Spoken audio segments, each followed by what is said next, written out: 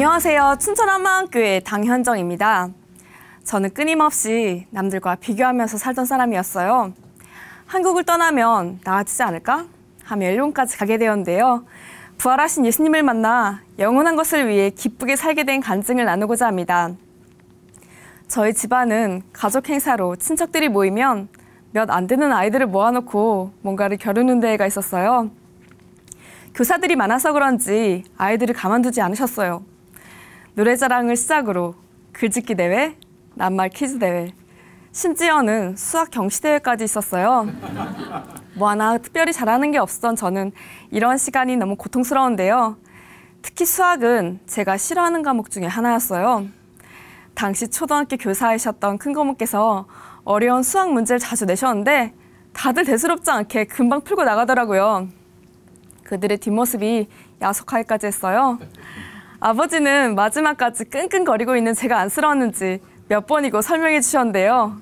끝까지 못 알아듣는 저에게 결국 꼴통이라고 화를 내긴 하셨어요. 그럴 때마다 잔뜩 주눅이 든 채 쭈그려 앉아 울곤 했습니다. 부모님께선 대학 졸업 선물이라며 쌍꺼풀 수술을 권해주셨는데요. 이뻐질 거라는 기대로 가득했는데 결과는 참담했어요. 짝짝이가 되어버린 거예요. 원래 짝눈이었는데 수술로 더 선명해지더라고요. 너무 속상한 마음에 인터넷 성형 카페에 모조리 가입을 했어요. 그런데 다른 사람들이 써놓은 성형 후기는 저의 속을 완전 뒤집어 놓았어요. 붓기도 금방 빠지고 티도 안 나게 되었다는 거예요. 뭐야, 이 많은 사람들이 다 성공했는데 나만 망친 거야? 억울해서 미친 줄 알았어요. 가만히 있다간 화병이 날 것 같아서 저의 비포 애프터 사진과 함께 시술한 병원에 대한 비난의 글을 써 올리기 시작했어요. 그런데도 분이 풀리지 않더라고요. 그때부터 외출을 할 때면 모자를 푹 눌러쓰고 볼일만 후다닥 보고는 집으로 돌아오곤 했어요.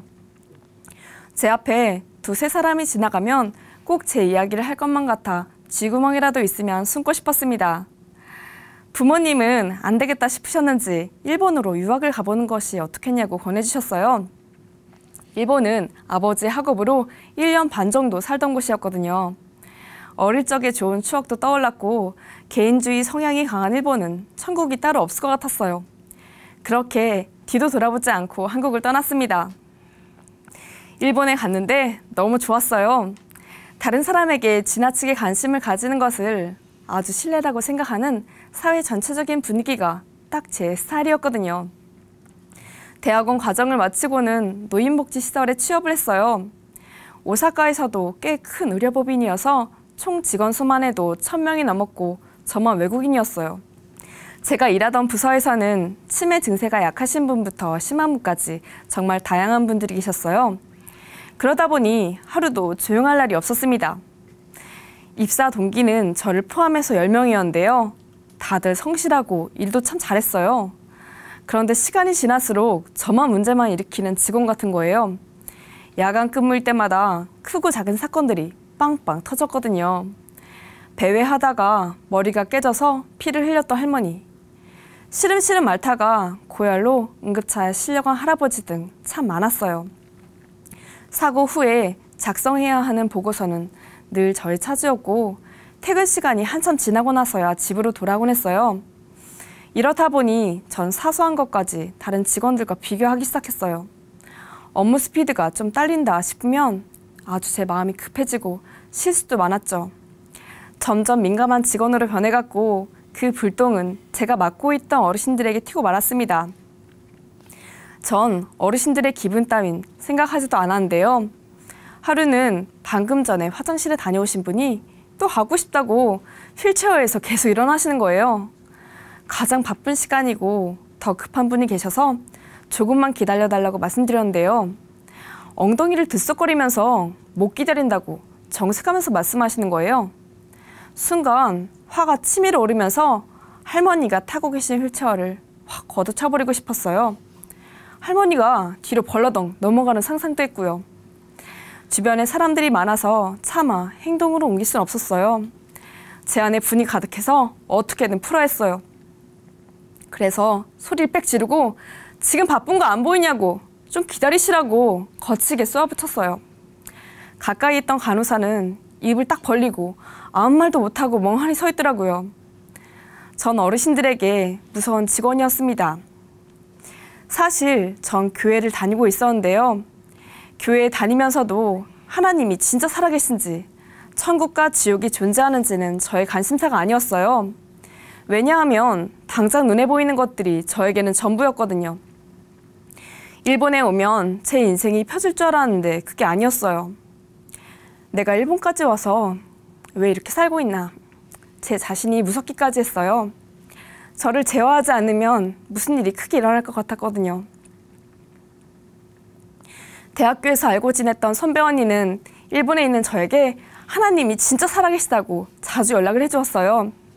구약시대부터 예수님이 죽으시고 부활하실 것이 예언되어 있었다는 거예요. 이 부활하신 예수님이 저의 주인이시라는 거예요. 믿음은 들으면서 난다면서 똑같은 말을 반복해서 전해주었지만 전 이 언니가 무슨 말을 하는지 통 모르겠더라고요. 그런데 학부 시절 들었던 목소리가 아니었어요. 학교가 마음에 들지 않는다고 편입시험을 보았고 성적에 목숨 걸던 언니가 완전 자유해지고 목소리에는 기쁨이 넘쳤어요. 언니는 교회에서 수련회가 있으니까 꼭 한번 오라고 했고 저도 이 언니의 삶을 통째로 변화시킨 게 무엇인지 궁금해 바로 휴가를 내어 한국행 비행기에 몸을 실었습니다. 그렇게 여름 수련회가 시작되었는데요. 목사님께서는 전능자 하나님께서 사람의 몸으로 이 땅에 오셔서 우리 죄를 위해서 죽으시고 3일 만에 다시 살아나셨다고 하셨어요. 세상 모든 사람들이 다 죽는데 딱 한 분, 예수님이 다시 살아나셔서 모든 사람에게 믿을 만한 증거를 보이시고 하나님이심을 확증하셨다는 거예요. 무작정 예수님을 믿는 게 아니라 확실한 증거, 부활의 표적으로 믿는 것이었어요. 전능자가 이 땅에 오셨다 가셨다면 그냥 가셨겠냐는 질문도 하시는데 복잡했던 머리가 아주 말끔해졌어요.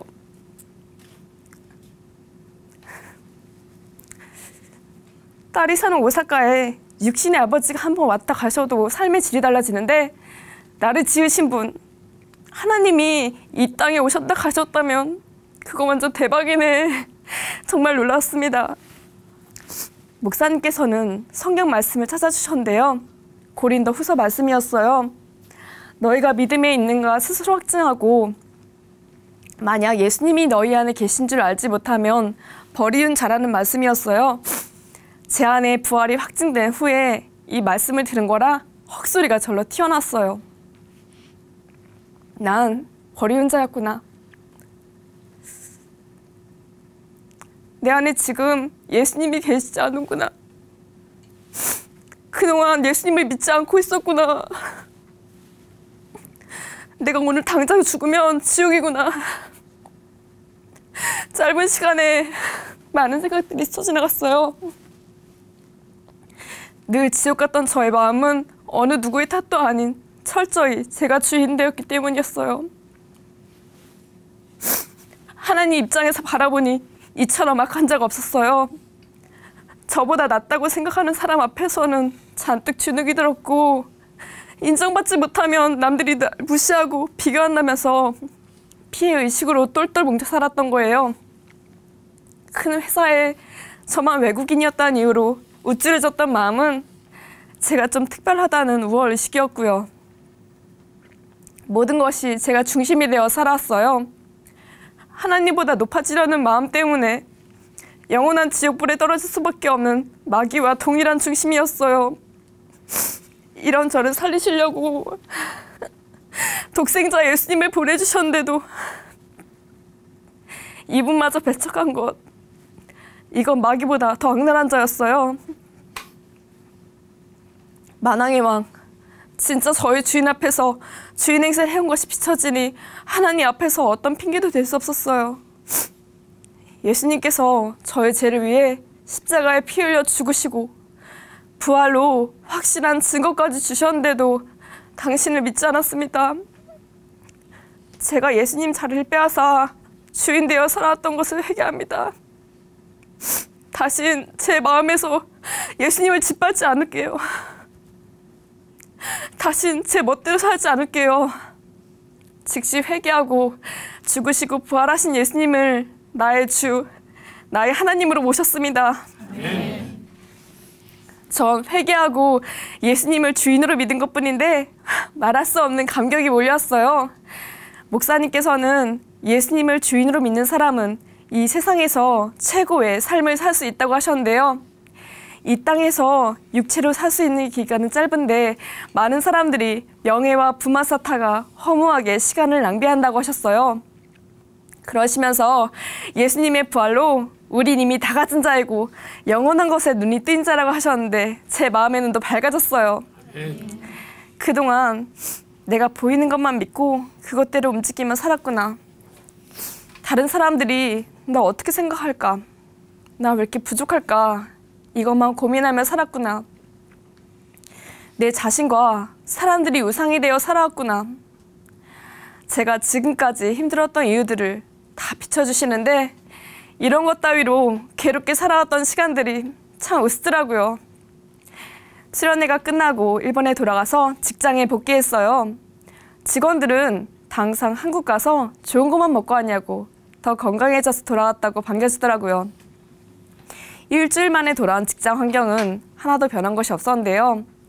하나님께서는 지극히 작은 자에게 한 것이 나에게 한 것이다. 이 말씀을 생각나게 해주셨습니다.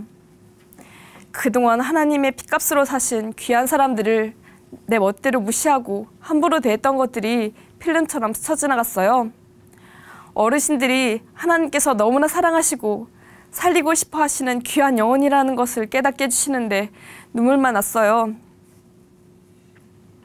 내가 이분들을 섬기는 것이 이 땅에 가장 낮은 모습으로 오신 예수님을 섬기는 것이구나. 어르신들을 보는 시각을 바꿔주셨습니다. 전 애정 표현으로 목을 가볍게 껴안아드리거나 어깨를 주물러요. 하루는 거실 소파에 혼자 앉아 계신 할머니가 계셨는데요. 옆에 앉아서 자연스럽게 어깨에 팔을 딱 올려놨어요. 잘못 오해하면 거만해 보일 수도 있겠다 싶었지만 그냥 그 자세로 있었거든요. 그런데 시간이 좀 지나고 나니까 할머니 머리가 제 어깨에 딱 닿는 거예요. 그리고 너무 편하게 낮잠을 주무셨어요. 제가 움직여야 될 상황이 돼서야 깨셨는데요. 내 딸도 이렇게 안 해줬는데 너무 편하다 하시면서 이제 내 손녀딸 하라고 말씀해 주셨습니다. 이분은 예전에 제가 야간 근무를 설 때마다 아침인 줄 착각하시고 계속 일어나려고 했던 분이세요. 제발 좀 주무시라고 화를 많이 내서인지 저를 볼 때면 늘 긴장하는 모습이셨는데요. 이젠 내 손녀딸 해줘. 이런 말을 들으니까 내가 이분한테 편한 사람이 되었구나. 안심이 되면서도 너무 죄송스러웠습니다. 일본은 800만의 신이라는 말이 있을 정도로 우상이 많은 나라인데요. 어르신들이 예수란 이름을 한 번도 들어보지 못하고 돌아가실 수도 있겠다는 생각에 마음이 다급해졌어요. 그때부터 본격적으로 복음을 전하기 시작했습니다. 전 한 번 잠이 들면 누가 업어가도 모를 만큼 푹 자는 사람이라 불면증에 걸린 사람들을 이해하지 못했거든요. 그런데 야근을 하면서 사람이 잠을 잘 자고 아무 탈 없이 새 날을 맞이할 수 있다는 것 자체가 얼마나 큰 은혜인지 알게 되었어요. 제가 맡고 있던 어르신들 중에는 밤에 잠을 잘 못 주무시는 분들이 정말 많으셨거든요. 무서운 꿈을 꾸거나 죽음의 두려움으로 힘들어하시는 분들을 자주 보았어요. 하루는 우울증을 심하게 앓고 있던 할머니께서 천장에서 누가 계속 내려다보고 있다고 비명을 지르시는 거예요. 이 비명 소리가 얼마나 소름 끼치던지 지금도 잊을 수가 없는데요. 당시 저는 놀랄 정도로 침착했어요. 하나님께서 일방적으로 제 마음을 붙잡아 주셨던 것 같아요. 흥분되어 있는 할머니를 진정시켜드리고 담대하게 부활하신 예수님을 전해드렸어요. 예수님을 믿으시면 천국에서 영원히 살 수 있다고 말씀드렸는데요. 할머니는 그 자리에서 예수님 믿지 않았던 죄를 회개하시고 부활하신 예수님을 마음의 주인으로 고백하셨습니다. 네. 이후에 무서운 꿈을 꾸는 횟수도 많이 줄었고 평강 가운데 예수님을 붙드시더라고요. 죽음 앞에서 벌벌 떨고 있는 어르신들에게 죽음의 권세를 이기시고 부활하신 예수님을 소망 가운데 전할 수 있었다는 것이 너무 기쁘고 감격이 되었습니다. 또 진행성 병을 가진 할아버지가 계셨는데요. 대기업의 관리직으로 계셨고 인품도 너무 좋으셨어요. 그런데 건강이 점점 악화되면서 혼자 할 수 있는 것들이 하나둘씩 줄어들기 시작했고 그럴 때마다 무척 낙심하셨어요. 이분을 볼 때면 아무리 선한 일을 해오고 가정이 화목해도 예수님이 없는 삶은 참 슬픈 것이구나 실감하게 되었습니다. 전 자신의 존재감마저 상실해가는 할아버지가 너무 안쓰러운데요. 이분께 제가 해드릴 수 있는 것은 오직 우리 죄를 위해서 죽으시고 우리의 주인 되시기 위해 부활하신 예수님을 전하는 것밖에 없었어요. 시간이 날 때마다 복음을 전해드렸는데요. 할아버지는 집에 돌아가셔서 그동안 들었던 복음을 아내에게도 그대로 전해드렸대요. 아주 감격스럽게 이 말씀하시는 할아버지를 보며 놀랐어요. 점점 쇠약해지는 자신의 모습을 바라보는 것이 아니라 천국 소망을 품고 복음을 전하는 사명자가 되신 거예요. 이분을 생각할 때면 지금도 떨려옵니다. 이렇게 직장 생활을 하면서 퇴직 날짜가 정해졌는데요. 조만간 어르신들과 헤어져야 한다는 아쉬움이 너무나 큰 거예요. 마지막으로 무슨 말을 전해야 될지 몰라 망설이고 있는데 한 할머니께서 저를 조용히 부르시더라고요.